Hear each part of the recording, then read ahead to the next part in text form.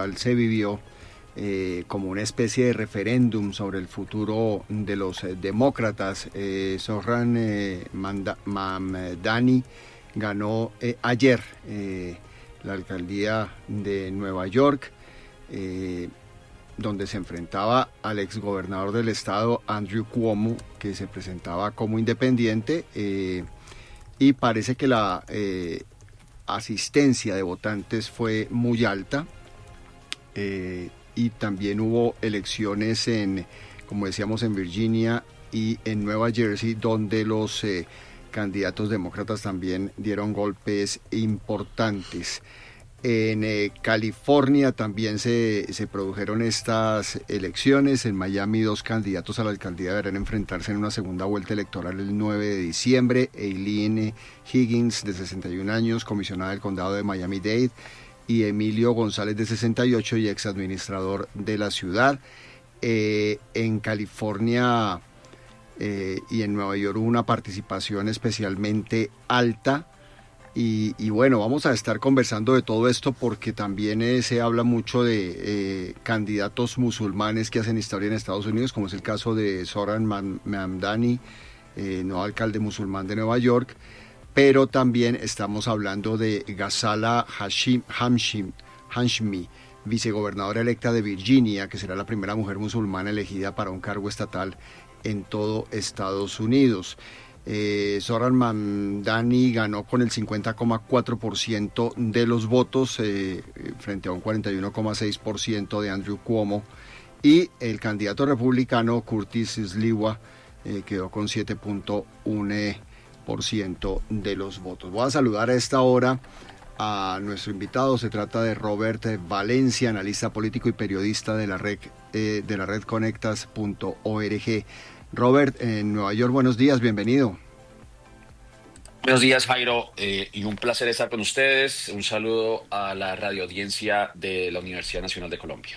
Muchas gracias por atender esta invitación. Bueno, empecemos hablando un poco de la importancia de estas elecciones. Se dan con cuánta regularidad y básicamente en dónde fueron, porque mencionan solo algunas partes: Nueva Jersey, Nueva York, Virginia, California y Miami. ¿Solo fue en estos lugares donde se produjeron elecciones o hay más? No, hubo más, y de hecho, hablando precisamente de este referendo, también se dieron elecciones en Georgia, en el estado de Georgia, si se pronuncia así, en donde también los demócratas tuvieron victorias importantes de dos comisionados de lo que se conoce en ese estado como la Comisión de Servicios Públicos, dándole vuelta lo que llaman en Estados Unidos este cambio, este viraje ideológico político, porque las personas que ocupaban esos cargos perdieron sus curules, y las personas que perdieron esas curules eran republicanas. O sea que estos asientos, estas posiciones ahora le pertenecen a los demócratas. Otro dato interesante es que en la ciudad de Cincinnati, en Ohio, un demócrata ganó las elecciones de la alcaldía, derrotando nada más y nada menos que al medio hermano del que es actualmente vicepresidente, J.D. Vance. O sea que en ese sentido también los republicanos perdieron esa contienda. Un detalle no menor también fue en Pensilvania, en donde los votantes aprobaron la retención del número de asientos de la Corte Suprema Estatal de Pensilvania. ¿Y por qué menciono Pensilvania? ¿Y por qué menciono Georgia? ¿Y por qué menciono Ohio? Porque si bien las elecciones en Nueva York, aquí en la ciudad de Nueva York, las elecciones en Virginia, las elecciones en Nueva Jersey, eh, sí, son victorias contundentes, y evidentemente era un barómetro de lo que ha sido hasta el momento las elecciones, perdón, las elecciones no, la presidencia de Donald Trump. Pero en esos estados, pues a ver, Nueva York es un bastión progresista, y más progresista aún todavía después de la elección de Mandani, un declarado socialista demócrata. Pero Virginia es un estado, lo que conocemos aquí en Estados Unidos como un estado pendular, ¿no? Virginia es un estado que puede darle voto a un republicano como le puede dar voto a un demócrata. O sea que tal vez el impacto no sea tan grande, si se quiere ver, Nueva Jersey también es un estado prácticamente demócrata, aunque ha elegido gobernadores republicanos. Pero en el caso de Pensilvania también es un estado pendular, es un estado que se decidió y se decantó por Donald Trump en la elección pasada. Lo mismo en el caso de Georgia, también fue un estado que se decantó por Donald Trump. Y en el caso de Ohio, bueno, en Cincinnati, aunque hay que también señalar para los radio oyentes que las ciudades en Estados Unidos regularmente votan demócratas, son bastiones demócratas a lo opuesto de las partes rurales de Estados Unidos que son netamente, o en su gran parte, son republicanas.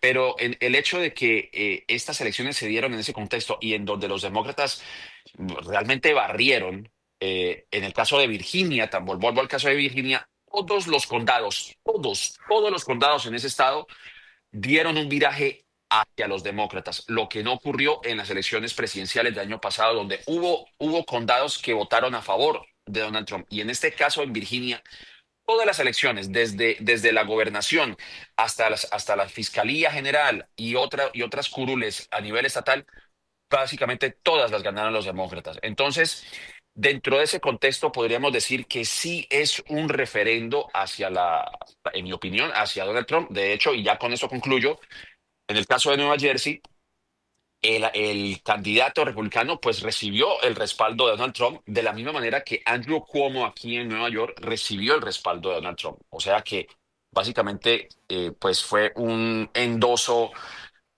poco productivo para las aspiraciones de esos candidatos y yo creo que lo que vimos ayer sí es, digamos, lo que llama el presidente un landslide, ¿no? Una barrida absoluta y creo que esto sí va a tener, digamos, consecuencias interesantes dentro del contexto que estamos viviendo en Estados Unidos, que estamos en un cierre de gobierno. Vamos a ver si esas dinámicas de negociación cambian a raíz de los resultados de anoche. Robert, políticamente hablando, es un resurgir también para el Partido Demócrata, que parecía que estaba pues como bastante, digamos, maltratado luego del triunfo de Trump. No se había vuelto a escuchar mucho sobre este partido, sus dirigentes. ¿Es un resurgir del Partido Demócrata?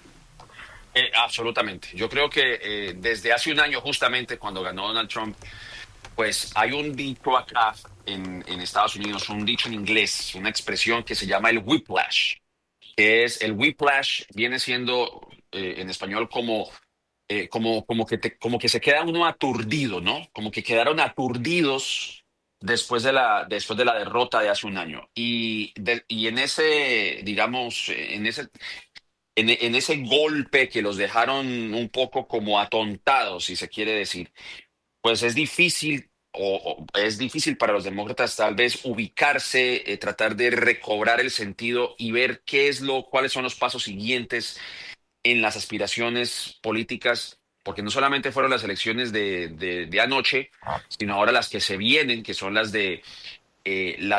intermedias, en donde según las encuestas y las predicciones, los demócratas podrían ganar más curules o podrían darle vuelta a la mayoría en la Cámara de Representantes, por ejemplo. Entonces, y indudablemente creo que esto, digamos, levanta nuevamente los ánimos de los demócratas. Y un detalle muy interesante es que estas elecciones muestran los distintos matices y corrientes ideológicas dentro del mismo Partido Demócrata.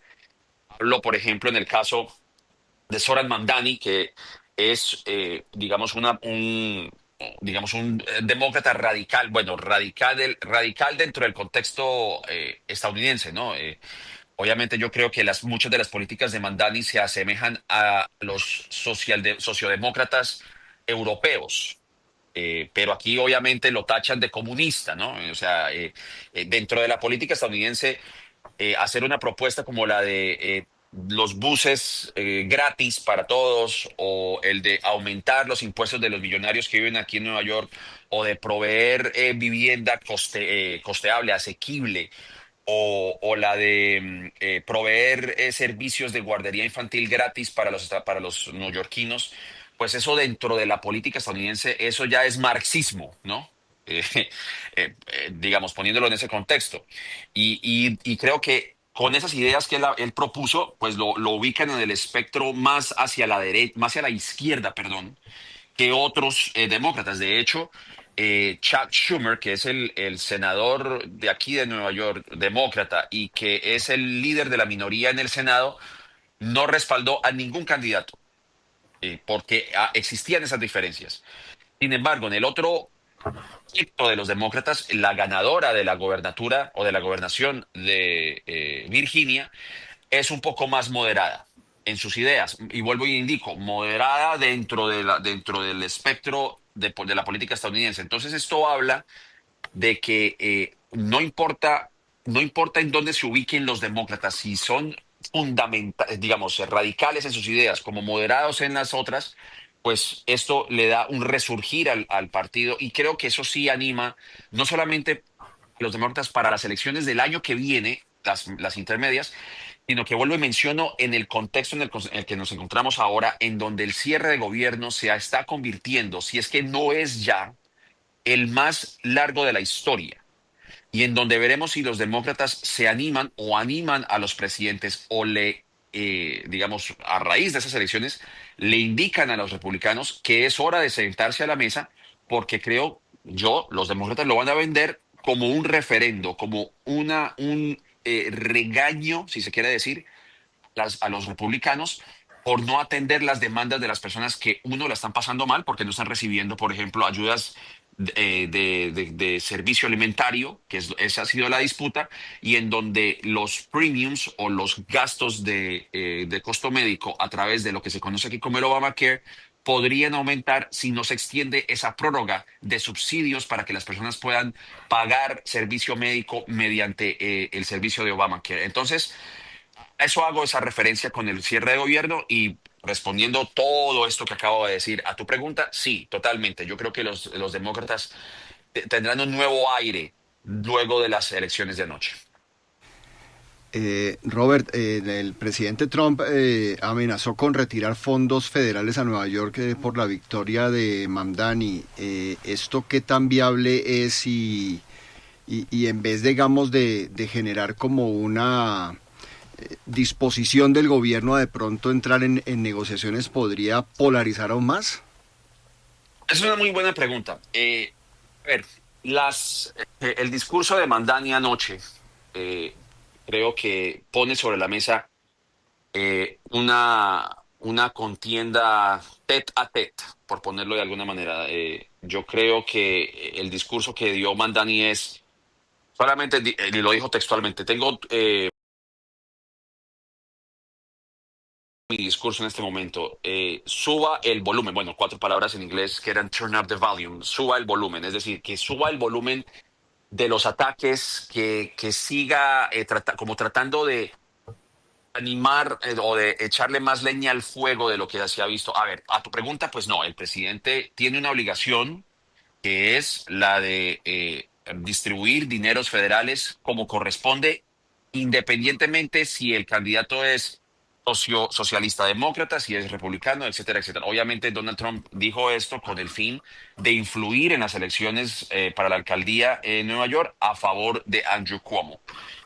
Pero bajo la ley eso no lo puede hacer. Y esta es otra de las críticas que se le ha hecho al gobierno, digamos, con respecto al cierre de gobierno del cual estamos viviendo, porque existe un mecanismo aquí en Estados Unidos, en inglés se conoce como appropriation. El appropriation lo que quiere decir es que bajo el mandato del Congreso se aprueban ciertos fondos y deja al Ejecutivo, a discreción del Ejecutivo, cómo quiere gastar ese dinero.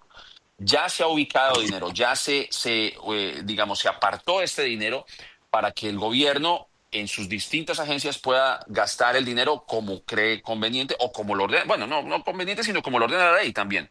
En el caso de FEMA, cuando hay una emergencia, etcétera, etcétera, y en el caso del Departamento de Agricultura, que debe distribuir los fondos para ayuda alimentaria. Como vuelvo y me remito al tema del cierre de gobierno, que ha sido el punto de disputa, que es la distribución de dinero para las familias de bajos recursos que necesitan estos sellos de comida para sustentar sus hogares.